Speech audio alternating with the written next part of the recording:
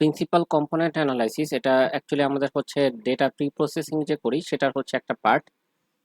যে আমাদের ডেটাতে যতগুলো অ্যাকচুয়ালি কলাম থাকে ডেটা সেটের ভিতরে, তো আমাদের হচ্ছে ডেটা ডাইমেনশন অ্যাপ্রক্সিমেটলি ততগুলো হয়।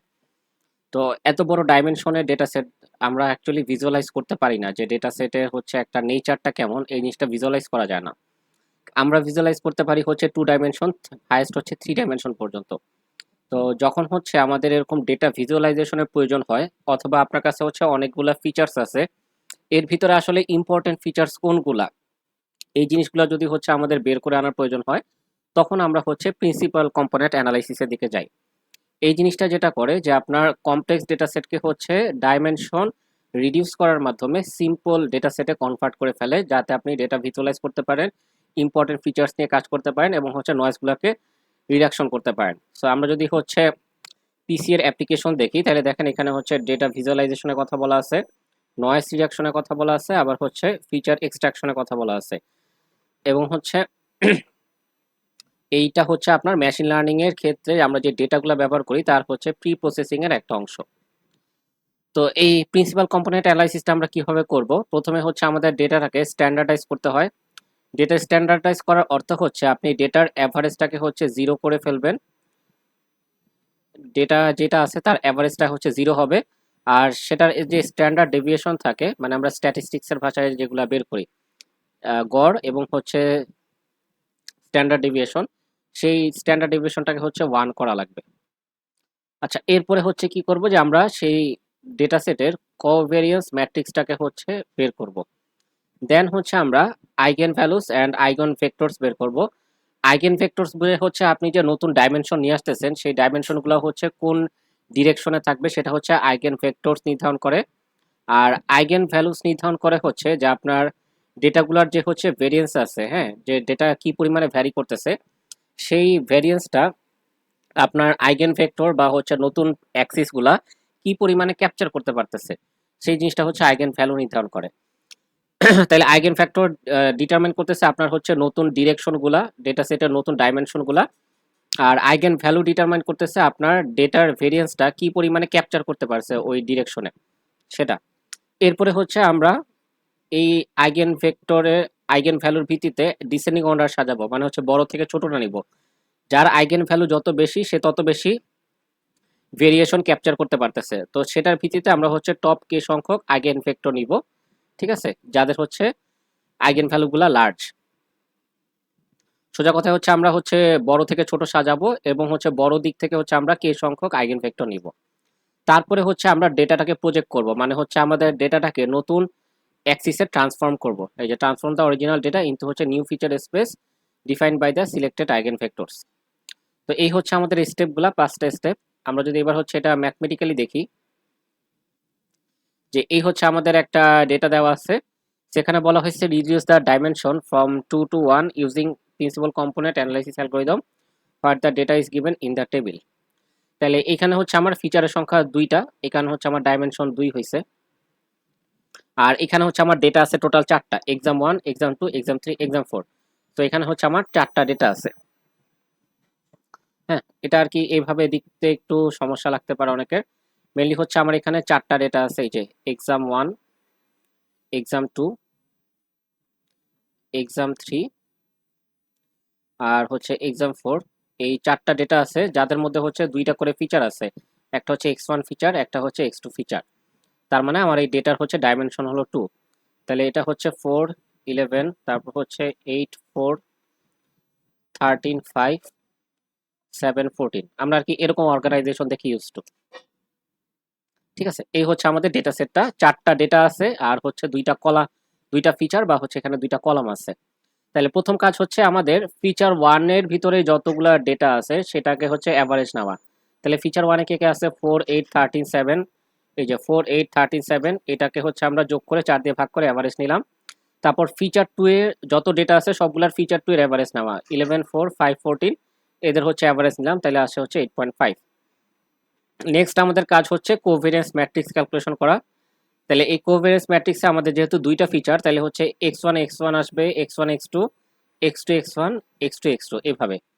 তাহলে আমাদের দুইটা ফিচার কারণে এখানে হচ্ছে 2/2 ম্যাট্রিক্স হয়েছে, যদি আমাদের তিনটা ফিচার থাকতো তাহলে 3/3 ম্যাট্রিক্স হইতো, এরকম করে আর কি। তাহলে কোভেরিয়েন্সের ফর্মুলা যেটা হচ্ছে যে আমার নিচে হচ্ছে 1/n-1, যেখানে ক্যাপিটাল এন হচ্ছে নাম্বার অফ ডেটা। তাহলে ক্যাপিটাল এন হচ্ছে নাম্বার অফ ডেটা, এখানে আমাদের ক্যাপিটাল এন এর ভ্যালু হচ্ছে 4, চারটা ডেটা আছে।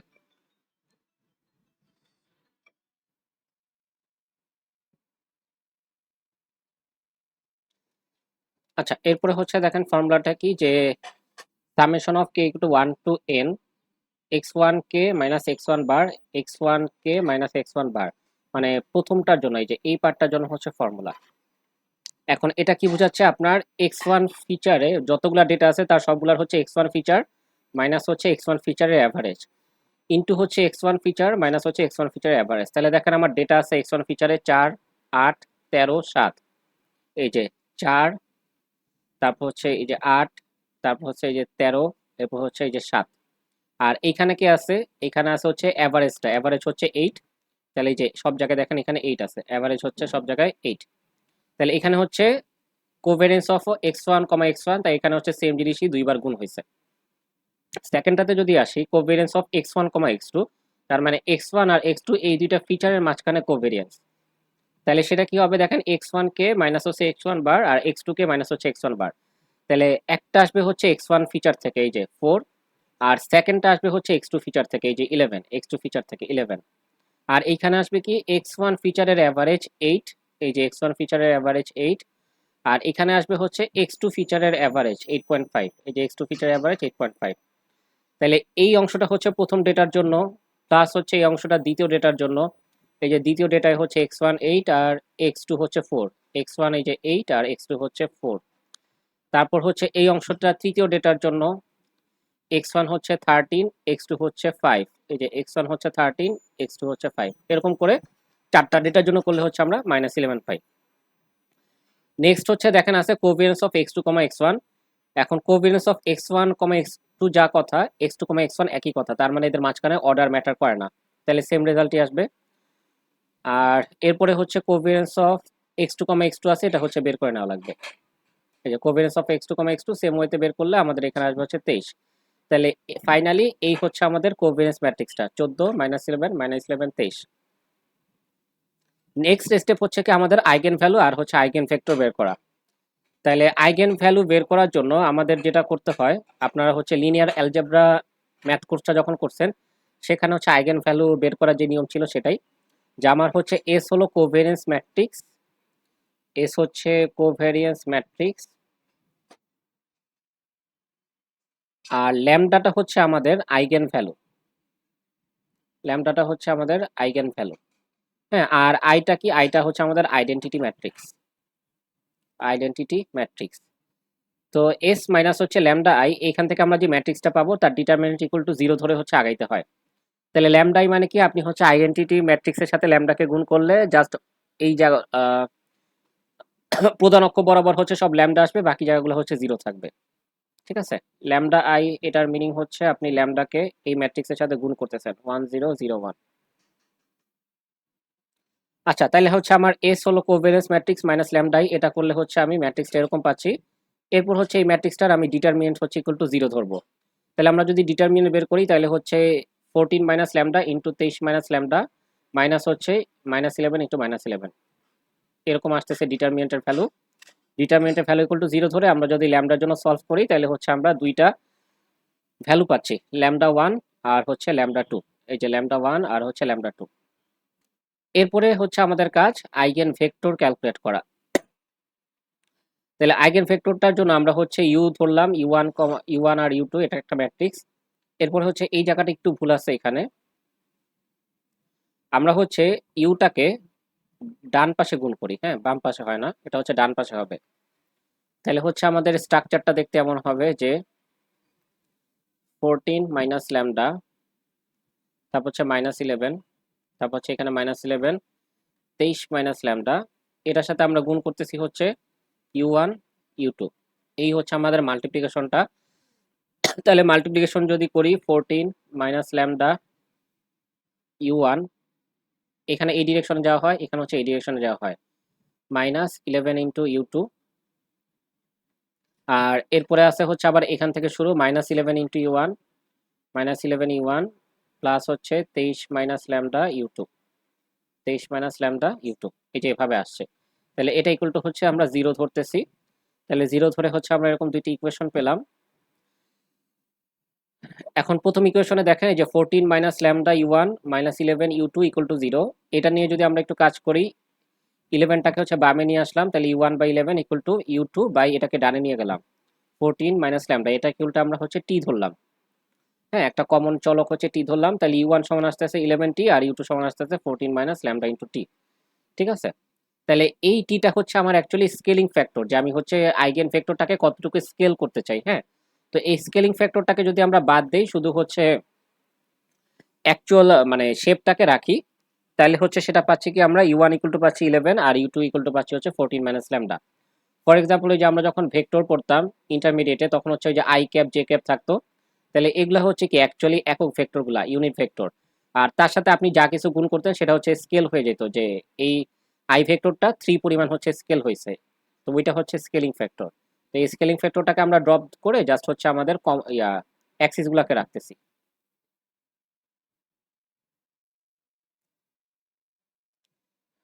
আচ্ছা, এরপরে দেখেন হচ্ছে আমাদের 3 নাম্বার এই যে ইকুয়েশনটা পাইলাম, এখানে হচ্ছে ল্যামডা এই চলকটা আছে, আমরা ল্যামডা দুইটা ভ্যালু পাইছিলাম, একটা হচ্ছে ল্যামডা 1 ল্যামডা 2, এই যে এই জায়গায় ল্যামডা 1 ল্যামডা 2 দুইটা ভ্যালু পাইছিলাম।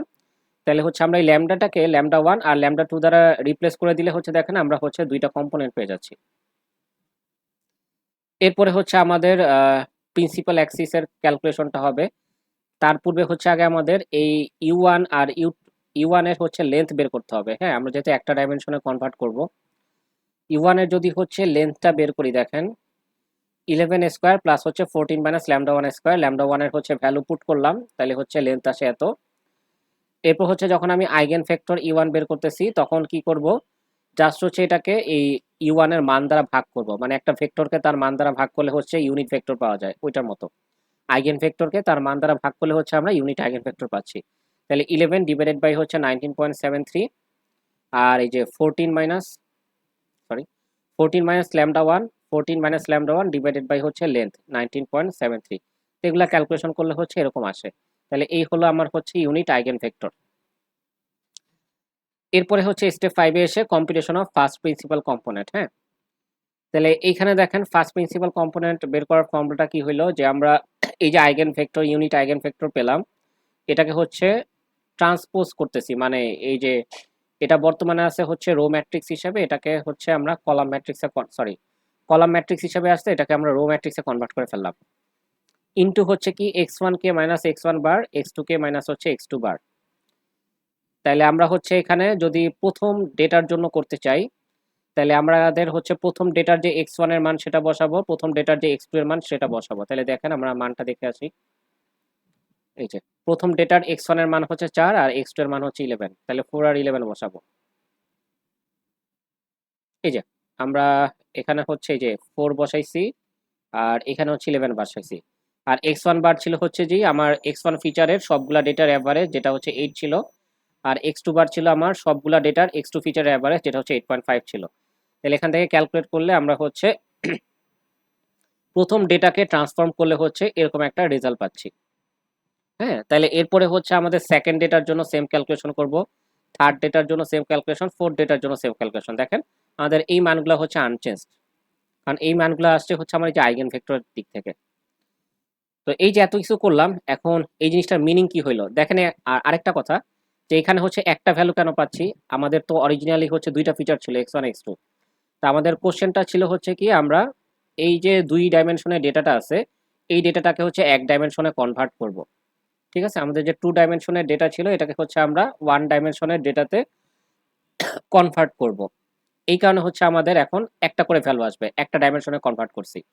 তো এই জায়গায় বেসিক্যালি আমরা হচ্ছে ফার্স্ট প্রিন্সিপাল কম্পোনেন্টে ডেটাগুলোকে ট্রান্সফর্ম করে নিচ্ছি। এই যে এখন এত কিছু করলাম, এই জিনিসটা তাহলে মিনিং কি দাঁড়াইলো, মিনিংটা হচ্ছে এই ফিগারের মাধ্যমে দেখানো হয়েছে, যে ইনিশিয়ালি হচ্ছে আমার ডেটাগুলো হচ্ছে 2 ডাইমেনশনে ছিল, একটা এক্স অ্যাক্সিস একটা হচ্ছে ওয়াই অ্যাক্সিস। এই ডটগুলো হচ্ছে আমার সেই ডেটা পয়েন্ট ছিল, এবং সেই ডেটার যে ফিচারগুলো তাদের অ্যাভারেজ ছিল হচ্ছে এই জায়গাটা। এখন আমরা এখান থেকে দুইটা আইগেন ভেক্টর বের করছিল, একটা ই1 ই2টার করে দেখানো হয় নাই, জাস্ট ই1টার ভিত্তিতে দেখানো হয়েছে। মানে আমরা এখানে জাস্ট ই1টাই বের করছি, ই2টার করা হয় নাই, যেহেতু একটা ডাইমেনশনে কনভার্ট করতে বলছে এই কারণে হচ্ছে আমরা শুধু ই1টাকে নিছি। আচ্ছা, তো ই1টা কি করতেছে, ই1টা হচ্ছে আপনার মোস্ট অফ দ্য ভেরিয়েন্সকে ক্যাপচার করতে পারছে, আর অবশিষ্ট যে ভেরিয়েন্সগুলো আছে সেটা হচ্ছে ই2 ক্যাপচার করছে। তো ওইটাকে আমরা ইগনোর করে শুধুমাত্র ই1টাকে নিচ্ছি আর কি। তো আর এরপর হচ্ছে এখানে দেখাচ্ছে আমার অরিজিনাল ডেটা থেকে হচ্ছে এই যে আমাদের নতুন যে ফিচার স্পেস হলো সেই ফিচার স্পেসগুলোর হচ্ছে ডিসটেন্স কেমন এই জিনিসটা দেখানো হয়েছে। ঠিক আছে, তো এই ছিল আমাদের প্রিন্সিপাল কম্পোনেন্ট অ্যানালাইসিস। এখানে হচ্ছে আমাদের লাস্টের ফিগার টিগার লাগবে না, জাস্ট হচ্ছে আমরা এই পর্যন্ত আইগেন ভেক্টর বের করা পর্যন্ত শিখলেই হবে, স্টেপ 5 পর্যন্ত শিখলেই হবে আর কি।